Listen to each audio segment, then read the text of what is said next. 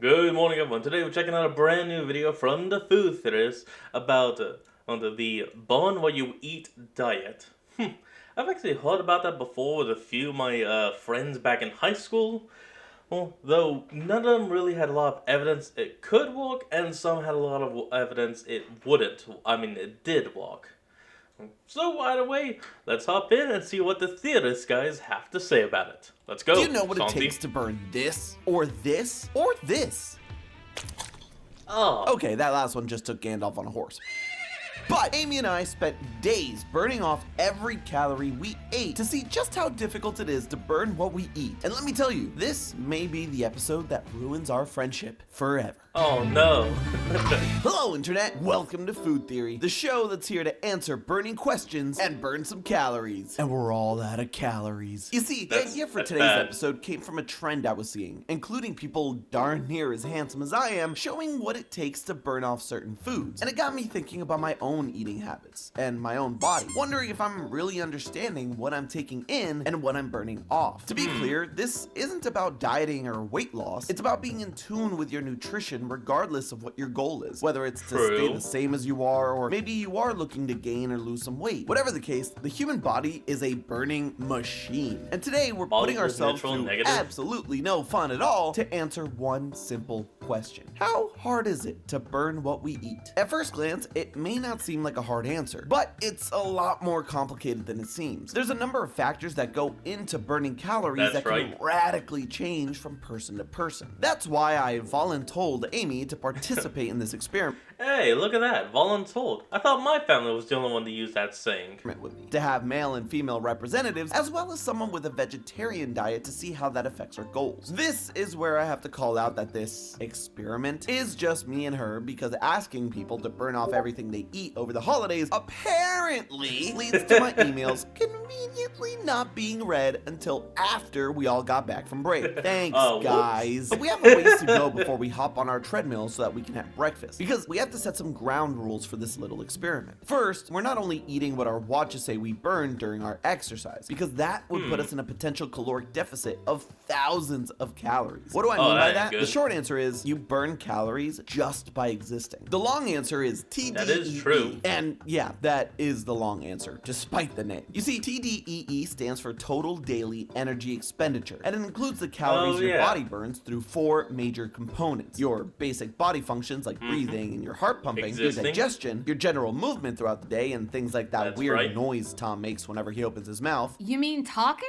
That's the one. And finally, physical activity. Physical activity typically accounts for 15 to 30% of your TDEE. So if we were Wow. to only eat the calories we burn from our exercise, we would be in a major deficit, meaning we will have burned way more calories than we will have fed our bodies. And that has a Oh, that huge is amount of bad things that dangerous. can come as a consequence, like hair loss, mood swings, fatigue, and weirdly, constipation. For our experiment, Wait, what? Amy and I will be accounting for our Huh? TDEE when it comes to how much food we eat. So here's how it'll break down. First, Amy and I have to figure out how many calories we burn as a baseline. Yes, this please is what's do. known as your basal metabolic rate, or BMR. Basically, this is your metabolism. It'll function as our banked calories, or the amount that we're allotted as a baseline for the whole day. There's a few Okay. equations to calculate That's this. not too One bad. is known as the Harris-Benedict equation, named after the two men who published a paper on the subject. It's In probably the one you find 1919. on most of those BMR calculator websites. But a newer, slightly more accurate equation was introduced in the 90s, known as the Mifflin-St. Jean equation. This is the one that we use Ah, good. About 80 years later. for more accuracy.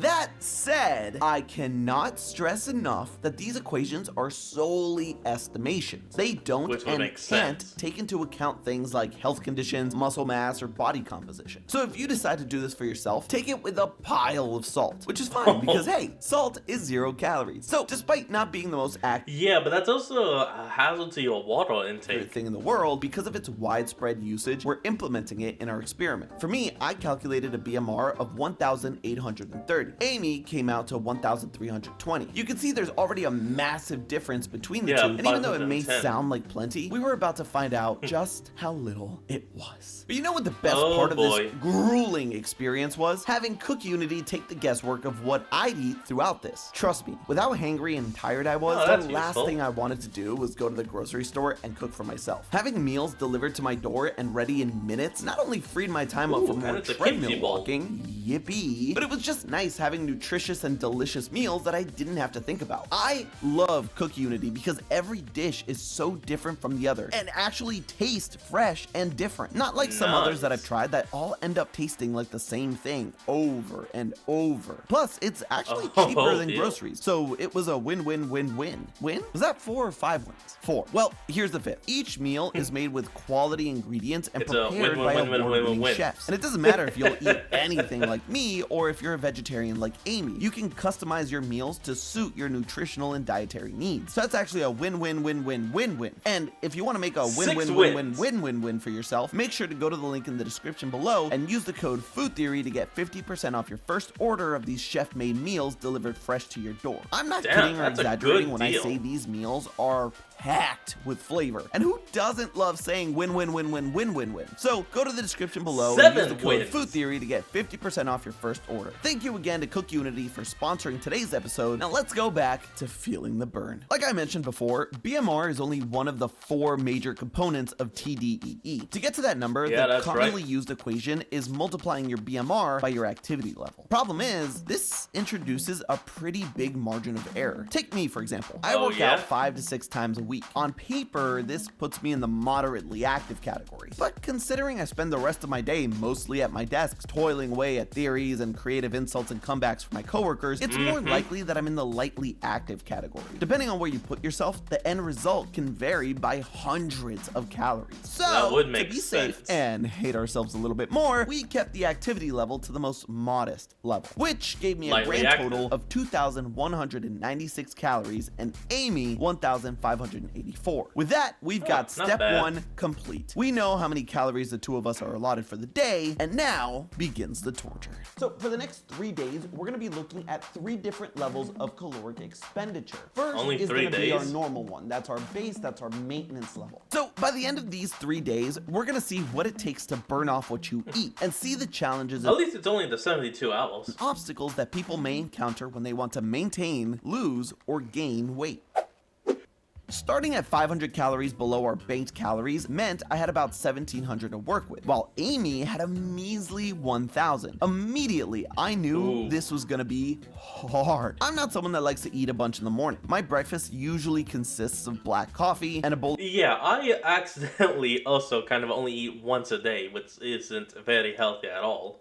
Yet, my body doesn't change. Of dry oatmeal with some granola. That's Wait. stabilized. Did you just say you ate your oatmeal dry? I will not be judged.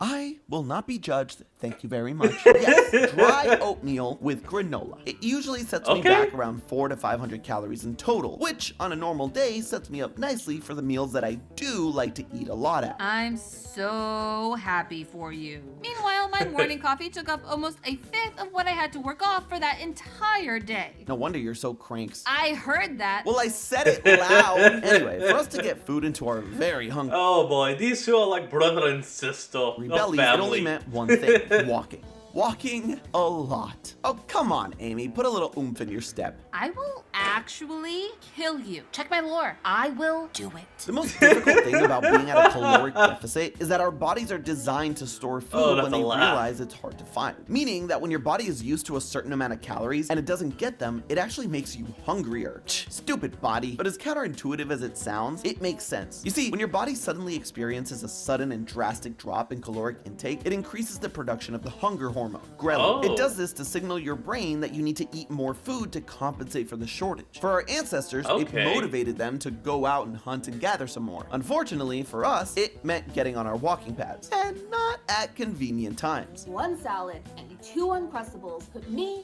100 calories over because Santi is a jerk and did this during the holidays. So, while I walk, you can write in the comments how much Santi sucks. Seeds! How much Santi succeeds at this challenge. Nailed it! But Amy wasn't the only one experiencing obstacles. I had a snack which actually put me... Oh, hey, Santi, I didn't know you had the tattoo of Meliodas on your shoulder. Oh, I see you're a fan of the Dragon of Wrath as well. At about 400 or 500 calories left for dinner. So I actually had to walk for like an hour, hour and a half during my snack, which was only 200 calories, before I went to the gym. And let me tell you, going to the gym hungry is not a recipe for success. And honestly, by the end of the day, I just felt like eating was a stress because I was so short on calories, but still so hungry that I ended up watching Claudia eat like a creeper at a mall food court just so I could live vicariously through her. The maintenance day, aka our normal everyday day, started off with me being ravenous since I went to bed still hungry, which meant having to take Genji on a longer than normal walk. But he's not one to complain. He's a good boy. Unlike a certain someone I know. You know, I feel like Santi's gonna really make fun of me in this episode because I don't eat the meats. You know, you'd think you'd be a little less hungry on the day that you get to eat. Yeah. This isn't all beef, so you don't need the meats. Whatever that is. What are you talking about? This is delicious. It's a sweet potato with a chickpea salad. It's so good. It looks like Genji's vomit after he eats his own vomit. You look like Genji's vomit after he eats his own vomit. Regardless, eating our maintenance calories was easy peasy. Now, while day 1 was definitely the most challenging, day 3 was the most surprising for both Amy and I, because suddenly I had to eat close to 3,000 calories, while Amy jumped up to slightly over 9,000! What? Yeah, okay, it was slightly over 2,000. Okay, Come on, I had to. This increase presented its own challenge. Like, I am trying to think of what else I should eat to get over that hurdle, so I can't skip it. And that means I need to add some calories somewhere. And adding the calories wasn't as easy as either one of us thought. Like I mentioned, my morning breakfasts usually are lower calories, but today I had a... You know, I wonder if they're gonna find out after this video's gone up that something was wrong with the mic audio, so it's made them sound extra quiet. Snack in between breakfast and lunch because I could see that I was gonna have a lot, especially once I factored in my workout. Not only that, but I still had so many calories to go after my lunch that I had to have yet another snack before my workout. By the end of the day, my dinner had to be substantial. Now, the biggest challenge there was that like I can only eat so much